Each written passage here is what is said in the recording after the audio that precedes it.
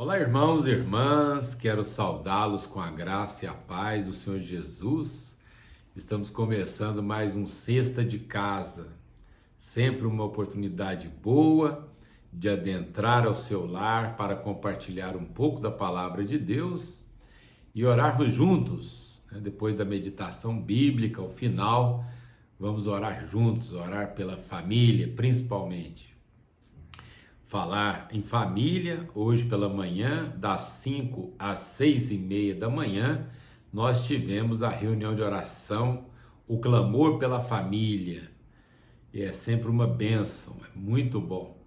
Eu louvo a Deus pela oportunidade de termos esta reunião, para que, juntamente com outros irmãos e irmãs, a gente levante um clamor a Deus em favor da família, em favor da igreja. Então, pode ter certeza que você que tem relacionamento com a Sexta Igreja Presbiteriana de Uberlândia foi alvo de oração nesta madrugada. Então, venha participar conosco, 5 às 6:30, o clamor pela família. Você também sabe que agora, na Sexta Igreja, nós temos dois cultos, um às 17 horas e o outro às 19 horas. Escolha um desses horários, vem congregar conosco. Nós teremos agora, a partir de novembro, no primeiro culto às 17 horas, o trabalho com as crianças. A nossa irmã Sara Leão, que é a pedagoga responsável pelo Ministério Infantil da nossa igreja, juntamente com a sua equipe, começarão agora as atividades presenciais. Graças a Deus, já era tempo, né? Então você, pai, venha ao culto das 17 horas e traga os seus filhos para o trabalho com eles também. No culto das 19 horas, não. No culto das 19 horas nós não teremos atividades para as crianças. Então, você que é pai, mãe, priorizem o culto das 17 horas e tragam seus filhos, tá bom? Então, todo domingo, cultos 17 e 19 horas, e tem sido uma bênção. Venha para a sexta, venha congregar conosco. Também eu quero avisar que no mês de novembro, dias 20 e 21, nós teremos a Conferência da Família. Nós receberemos, com a graça de Deus, o pastor Marcelo Gualberto e o cantor e compositor Vitor Quevedo. Uma bênção muito grande, né? E eu espero que você já coloque na sua agenda e venha participar conosco. Na Conferência da Família, nós teremos a reunião no sábado à noite, no domingo às 10 horas da manhã, 17 horas e 19 horas, a nossa Conferência da Família. Bom, vamos fazer um pequeno intervalo e eu volto em seguida, porque eu gostaria de compartilhar com você um texto da Bíblia Sagrada que nos exorta como igreja nesse tempo que nós temos vivido, um tempo difícil, mas prescrito na palavra de Deus, nada de novidade. Já já eu retorno. Olá, pessoal! Assista o programa Cada Dia da Sexta Igreja Presbiteriana de Uberlândia em parceria com a Luz para o Caminho. Certo, Ricardo? Sim, pastor Hernandes, todos os sábados às 10h15, aqui pela TV Vitoriosa e simultaneamente pelo canal do YouTube da Sexta Igreja. Sexta Igreja e Luz para o Caminho, cumprindo a missão. Nós existimos para fazer Jesus conhecido. Muito bem, vamos meditar na Bíblia Sagrada, no Evangelho, conforme escreveu Marcos, né? Evangelho de Marcos, no capítulo 13. Eu vou ler dois versículos, apenas dois primeiros versículos. E saindo ele do templo, disse-lhe um dos seus discípulos: Mestre, olha que pedras e que edifícios! E respondendo Jesus, disse-lhe: Vês estes grandes edifícios? Não ficará pedra sobre pedra que não seja derrubada. Que balde de água fria, não? O discípulo com Jesus, saindo ali, passando perto do templo, o templo que sempre foi um centro de identidade, de adoração do povo, né? Ele empolgado mostra para Jesus, olha o templo, olha que pedras, que edifício. O templo de Salomão foi destruído por Nabucodonosor, mas o templo foi reconstruído depois por Herodes. E era mesmo um templo bonito, grande, né? Herodes caiu na graça do povo porque reconstruíram o templo, né? Imagina, até tinha os chamados herodianos, porque ele, como um político inteligente, esperto, né?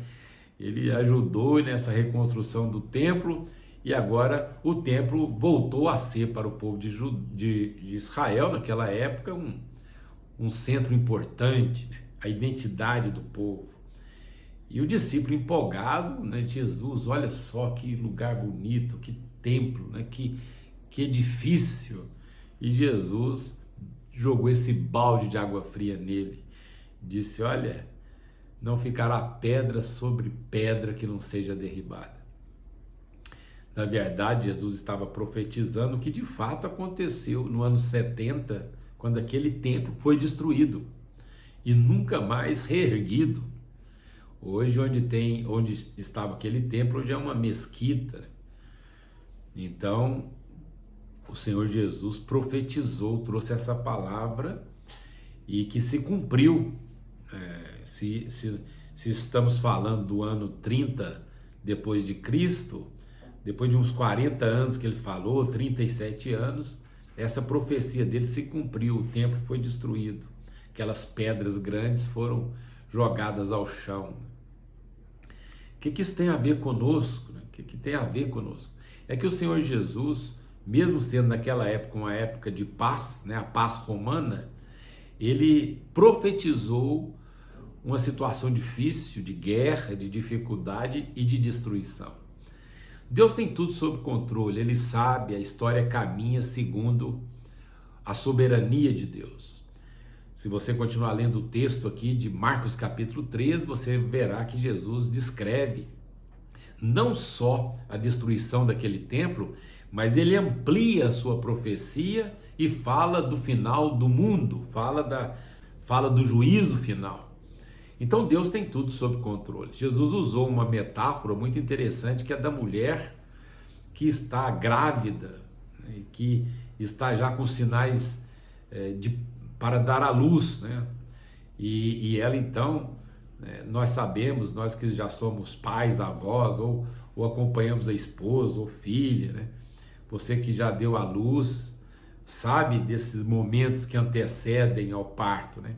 Vem as contrações, elas vão aumentando, aí às vezes corre para o hospital, aí o médico, a médica diz, não, pode retornar que ainda pode voltar para sua casa. E aí a mulher fica vigiando, marcando o relógio, as contrações, porque chegará a hora do parto. Jesus usou essa metáfora para dizer que nós estamos como que nesse período, né? Nesse período que uma mulher grávida enfrenta, uma situação de expectativa, e que aguarda o dia ou a hora em que o parto virá, e aí a dor, inclusive, né, a dor do parto, a dificuldade do parto. Então esse momento que precede o parto, ele vai intensificando, até que culmina no parto.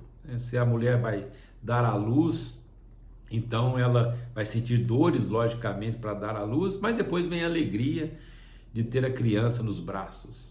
Essa figura que Jesus usou.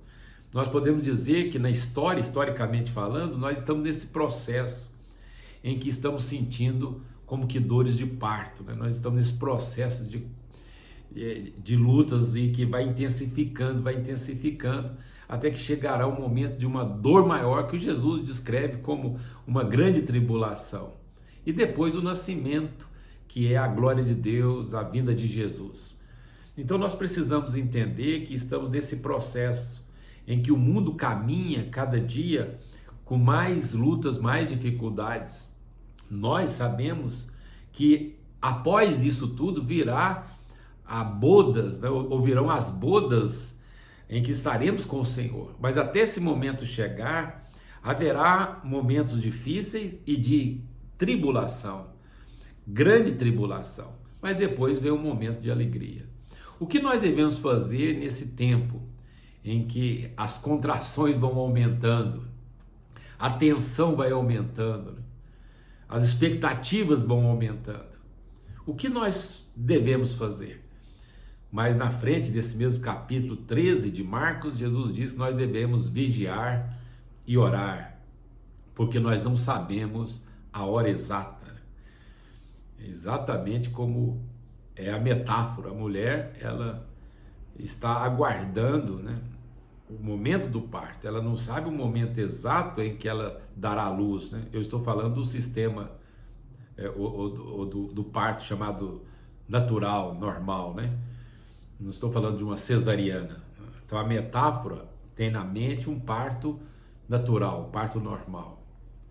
Então ela não sabe a hora exata. Ela sente as contrações, corre para o hospital, as dores vão intensificando e chega um momento em que ela vai dar à luz. Depois a alegria. Nesse período que nós historicamente estamos vivendo, dentro dessa metáfora que Jesus contou, nós estamos nesse momento de dificuldade, de lutas, e esse momento vai aumentando, até que um dia o Senhor Jesus voltará. E aí nós entraremos para estar com o Senhor. Aí já é outra parábola que Jesus contou, né? Das 10 virgens, aquelas que estavam aguardando o noivo. Algumas são prudentes, outras são nécias, né? Não se preparam. Jesus contou tudo isso, nos alertou para que nós estivéssemos em oração, atentos, porque chegará o momento de uma luta mais intensa e depois chegará o momento do gozo, da alegria, da festa. Enquanto esse momento de festa não chega, nós precisamos, como disse Jesus, precisamos estar atentos, e atentos na palavra de Deus significa oração, significa busca de Deus. Eu espero que você entenda esta palavra, e eu espero mais do que isso, que além de nós entendermos, nós pratiquemos esta palavra. É necessário nós fazermos uma leitura correta do nosso tempo, esse tempo que nós estamos vivendo. Deus, na sua infinita misericórdia, tem permitido com que esta pandemia comece a dar sinais de término, que seja assim. Nós esperamos isso. Mas essa pandemia tem sido um grande sinal para nós. O Senhor Jesus, em Marcos capítulo 13, ele fala dos sinais que viriam, né, antes da volta do Senhor Jesus. Nessas dores de parto, né, quais os sinais, né? Assim como uma mulher tem no seu corpo sinais de que o parto se aproxima, historicamente falando, nos acontecimentos, a Bíblia diz em Marcos capítulo 13 que nós temos os sinais. Ele vai dando os sinais e vai intensificando esses sinais até que o Senhor Jesus volte. Então quero conclamar você para que, conscientes do que ensina a palavra de Deus, nós sejamos vigilantes, que Deus nos dê a graça de sermos mais atenciosos e não sejamos como aquele discípulo, né? Não nos percamos nas maravilhas das edificações, né? Olha que pedra, que templo, que coisa bonita. E o Senhor Jesus deu um balde de água fria nele, falou assim: olha, essas pedras vão cair. Então, que nós não fiquemos tão entusiasmados com essas coisas, com essas coisas temporárias, mas que estejamos atentos com aquilo que o Senhor Jesus disse. Nós estamos caminhando para momentos bem difíceis, até que um dia nós teremos momentos de extrema alegria. Que Deus, nessa nossa caminhada, nos ajude e que o Espírito Santo coloque em nós forças para que nós o busquemos.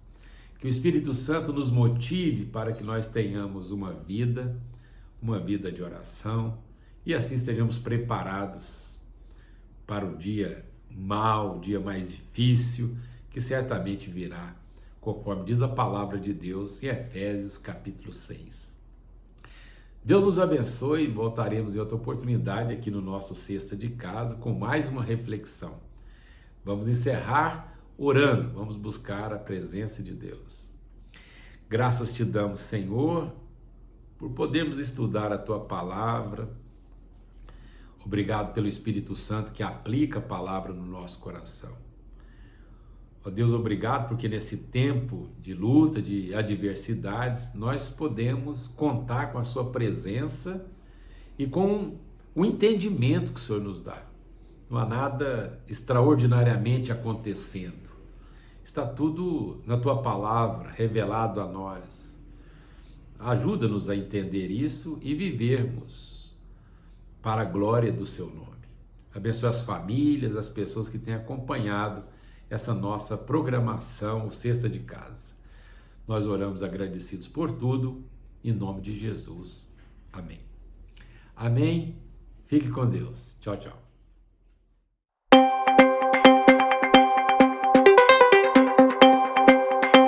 Diz o texto que Paulo desceu, Paulo se inclinou e Paulo abraçou.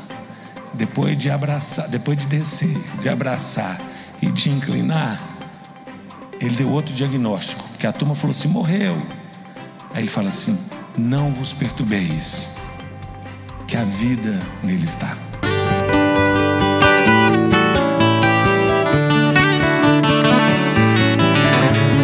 Tu és soberano sobre a terra, sobre os céus tu és Senhor absoluto.